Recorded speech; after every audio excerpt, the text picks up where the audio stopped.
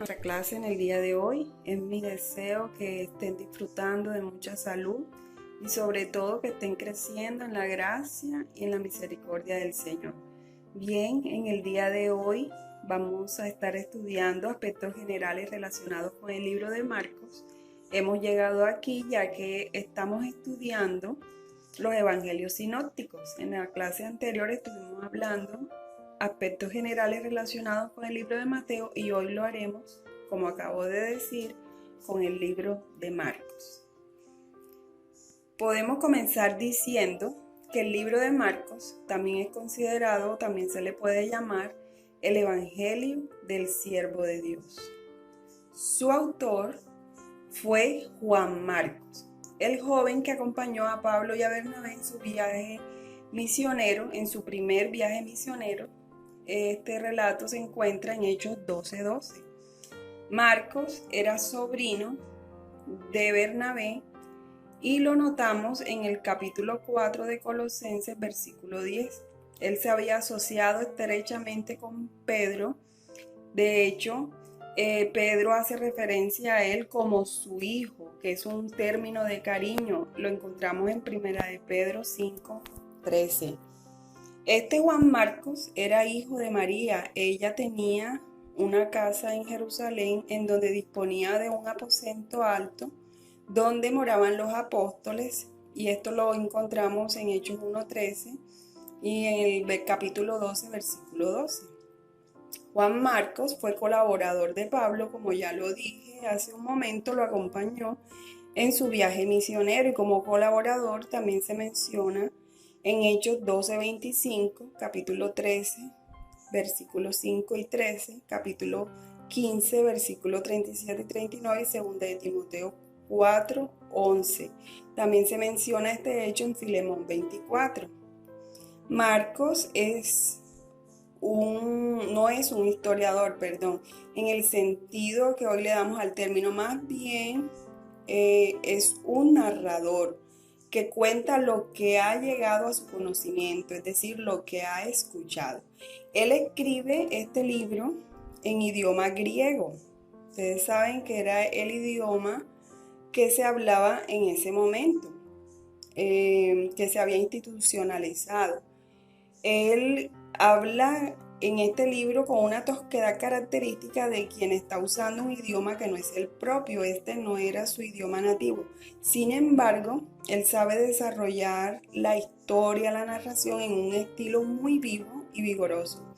Él acude probablemente a la memoria de cosas oídas, pero es capaz de crear en el lector la impresión de estar contando o de estar hablando de boca de un testigo presencial de los hechos relatados.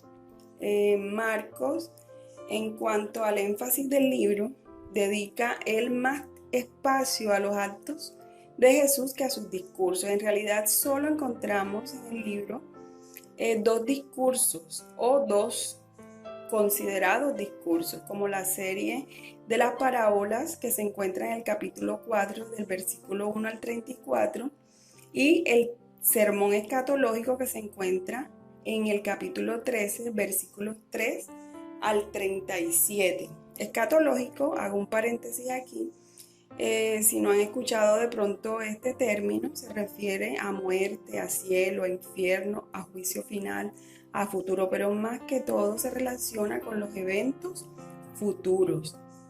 Entonces tenemos que todo lo demás que se menciona en el libro son breves intervenciones de enseñanzas, exhortaciones o controversias de Jesús.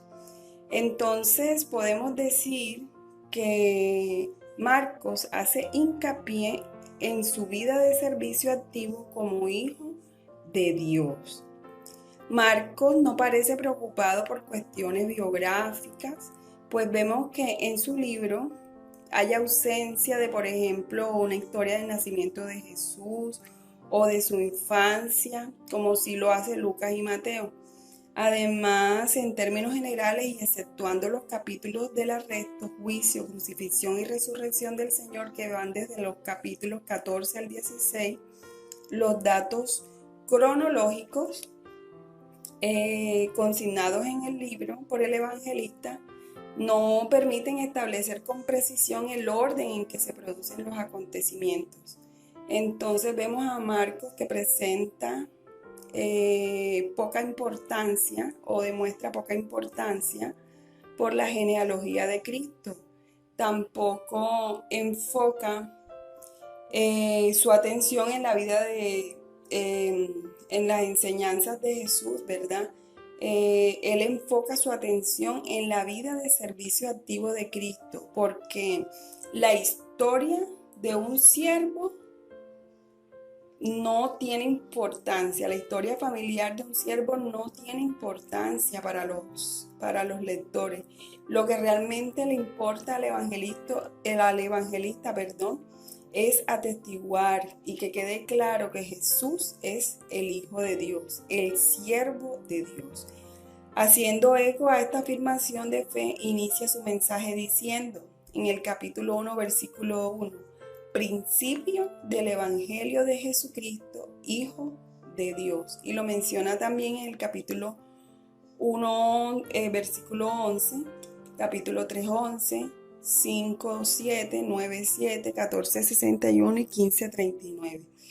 Y además de dejar claro que Jesús es el Hijo de Dios, también le importa que quede claro que Jesús es el siervo de Dios.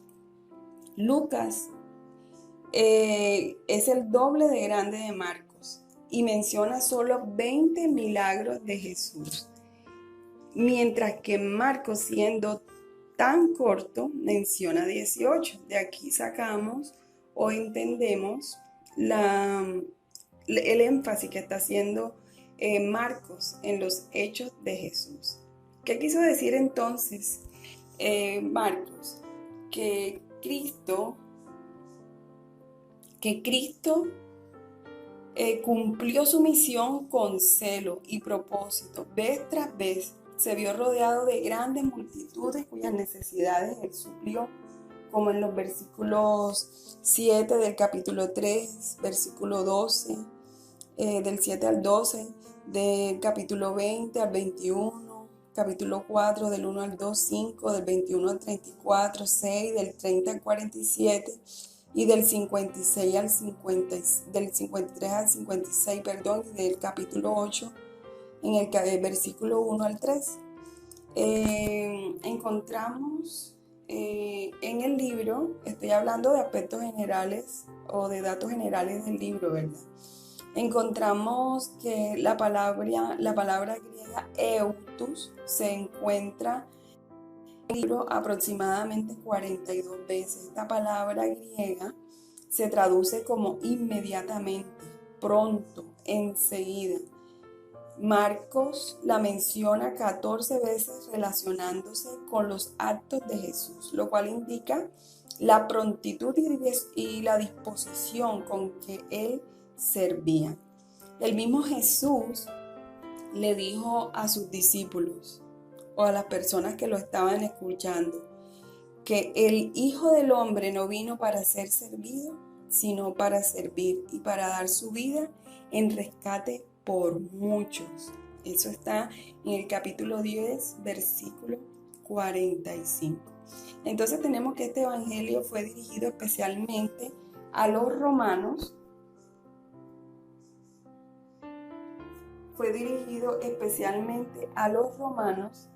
Y Marcos inició su narración llamándole principio del Evangelio de Jesucristo, Hijo de Dios. Para él el mensaje predicado por Cristo era el Evangelio. Es un mensaje tan importante y valioso que bien vale la pena morir o entregar la vida por él. Su mensaje se debe proclamar al mundo. Él anuncia la presencia de Jesús en el mundo como un signo inmediato de la venida del reino de Dios.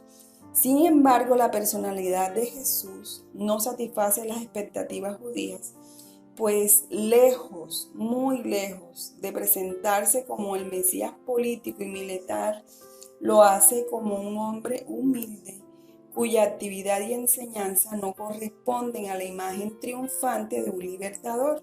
Ya eso lo habíamos hablado en clases anteriores. Esperaban a un guerrero militar, un político quizá poderoso que los libertara del dominio del Imperio Romano, pero aquí llega Jesús como un siervo, como un humilde maestro, ¿verdad? Como un humilde carpintero montado en un asno,